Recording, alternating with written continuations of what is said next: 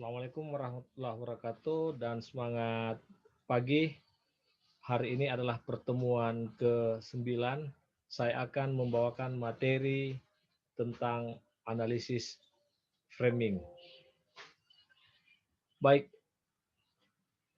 pada pertemuan sebelumnya telah dijelaskan bahwa analisis tekstual itu terkait dengan analisis media.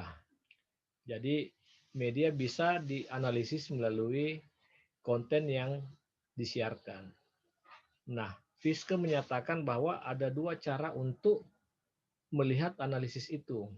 Ada yang disebut dengan cara kualitatif, ada cara kuantitatif. Cara kualitatif itu adalah menafsirkan, sementara cara kuantitatif itu adalah memproduksi. Nah, untuk analisis framing, dia adalah bagian dari analisis kualitatif. Analisis framing, semiotika, naratif, ataupun wacana, kesemuanya adalah bagian dari kualitatif. Sekarang kita masuk pada framing. Apa sebenarnya yang dimaksud dengan framing? Kita ambil arti framing. Frame adalah bingkai. Jadi, media di dalam menjalankan tugas jurnalistiknya, tidak ada berita yang tidak bermakna. Tidak ada pesan yang muncul begitu saja. Tentu pesan yang disampaikan oleh media punya makna. Pesan yang disampaikan oleh media punya misi, punya tujuan. Nah, bagaimana kemudian media melihat sebuah peristiwa? Bagaimana kemudian media menganalisis sebuah isu? Mereka melakukan framing atau mereka melakukan bingkai. Nah, kita akan melihat sesuatu itu tentu bergantung pada bingkai yang kita pakai. Ibarat kata bingkai adalah jendela. Kita akan melihat pemandangan kota dengan baik kalau jendelanya lapang, berada pada posisi yang tepat, dan itu akan berbeda ketika kita berada di gedung, kemudian tertutupi oleh bangunan di depan.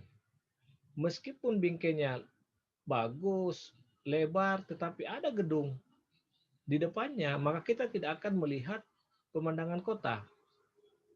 Atau tempat kita terbuka lebar, tetapi bingkainya adalah kecil, berterali. Jadi kira-kira seperti itulah sebuah framing. Sangat bergantung pada bingkai yang dipakai. Nah, framing adalah salah satu ilmu komunikasi yang banyak dipakai pada media massa. Banyak pakar yang punya pandangan dan punya model. 3 di antaranya yang saya paparkan adalah Gameson. Kata Gameson, ya, framing itu adalah gagasan atau cerita yang terpusat berkaitan dengan sebuah isu. Jadi kata kuncinya adalah gagasan atau cerita yang terpusat. Sementara Bateson, dia katakan pesan secara eksplisit maupun implisit mendefinisikan frame. Artinya, pesan yang ditampilkan oleh media itu ada yang bisa bernada tersurat, ada juga yang tersirat. Nah, sementara Gitlin, dia katakan frame itu melalui proses seleksi. Ada penekanan dan ada penyajian. Dari pakar-pakar ini dapat kita sebutkan bahwa framing adalah kemampuan media untuk menyetel berita yang akan dia terbitkan, mana yang dikecilkan, mana yang dibesarkan, mana yang ditekankan, mana yang disembunyikan, mana yang dipamerkan, mana dibelakangkan.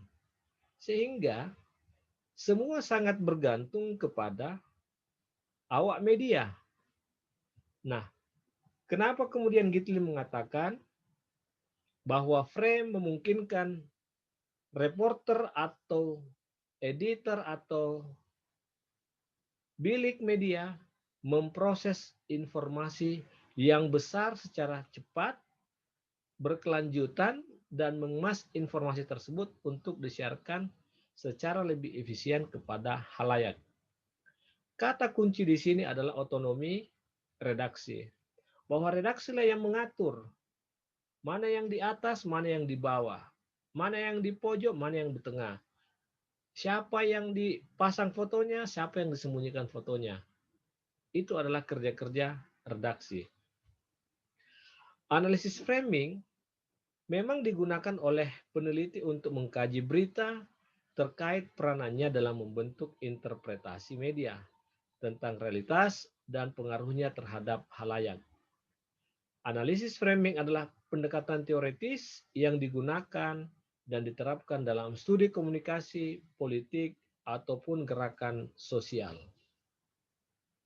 Nah, framing ini bagian dari media massa. Tentu framing selain agenda setting, ya, atau selain uses and gratification, masih banyak teori-teori yang terkait dengan media massa. Tetapi ketika kita mengaitkan dengan efeknya, salah satu model atau teori yang banyak dipakai adalah framing. Ketika kita bicara soal efek media, itu bisa terkait dengan halayak. Ada halayak yang aktif, ada halayak yang pasif. Ini pernah saya jelaskan sebelumnya. Nah, framing ini efek media yang diinterpretasikan karena adanya pesan yang muncul di media massa. Nah, makanya framing adalah teori efek media massa yang menghubungkan bagaimana sebuah pesan yang disajikan oleh media kepada halayak dan bukan apa yang disajikan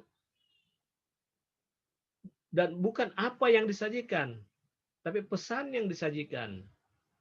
Nah, framing merupakan salah satu teori efek media yang menitik beratkan pada bagaimana isi media disajikan, tidak hanya berpusat pada efek yang terjadi pada halayak. Jadi, framing ini sebenarnya bukan sekedar teks dalam bentuk tulisan, tetapi juga bisa terkait dengan ilustrasi, bisa terkait dengan grafis, bisa terkait dengan quote, bisa terkait dengan penempatan berita. Kalau di koran bisa kita lihat apakah di halaman 1 atau di front cover.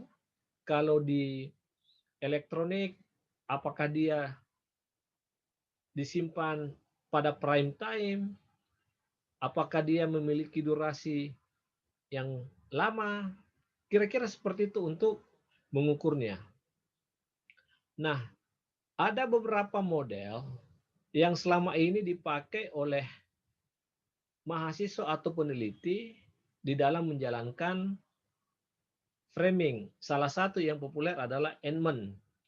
Nah, Ehman ini membagi 4, ya, membagi 4 atau perangkat yang digunakan terdiri atas 4. Terhadap suatu kasus, kata Ehman definisikan dulu apa kasus itu. Jadi ada yang disebut dengan mendefinisikan masalah. Define problems. Kemudian kalau kita sudah bisa mendefinisikan masalah, apa akar dari masalah itu, maka kita kemudian bisa mendiagnosanya. Apa penyebabnya? Cause of problem. Apakah disebabkan oleh, ya, kalau sebuah kasus ada, apakah disebabkan oleh politik, apakah ada motif-motif lain, didiagnos. Kemudian ada penilaian moral, judgment, ya, moral judgment. Bagaimana dari sisi moralitasnya? Apakah dia baik? Apakah dia mengandung kebijakan, apakah dia punya pesan etik, dan yang terakhir adalah pengulangan. Pengulangan di sini adalah rekomendasi. Apa solusinya? Apa yang bisa menjadi jalan keluar atas kasus itu? Kemudian ada Verhas dan Start. Perangkat-perangkat yang dipakai, ya, dia menggunakan kurang lebih 8, 7 sampai 8. Ada metaforik, ya, bahwa membingkai ide konseptual melalui perbandingan dengan yang lain. Jadi ada metafora. Ada cerita,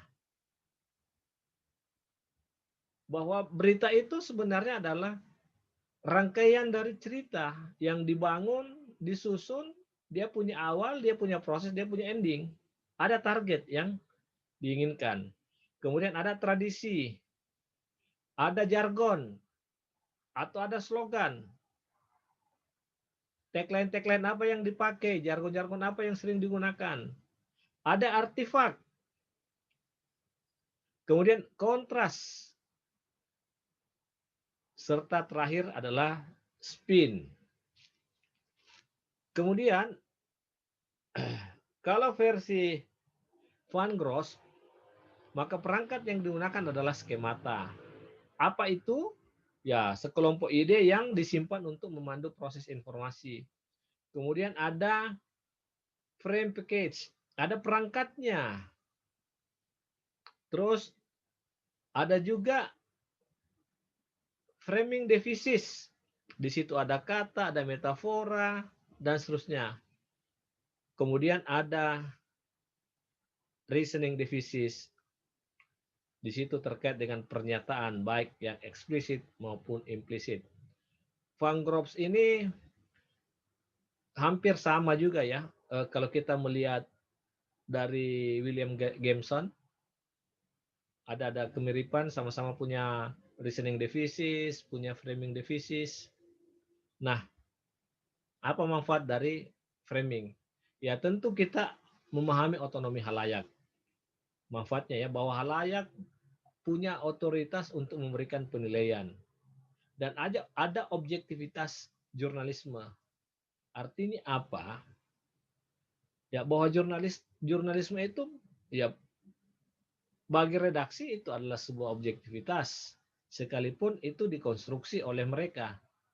Nah, tetapi halayak juga punya otonomi, artinya halayak punya kemampuan subjektif.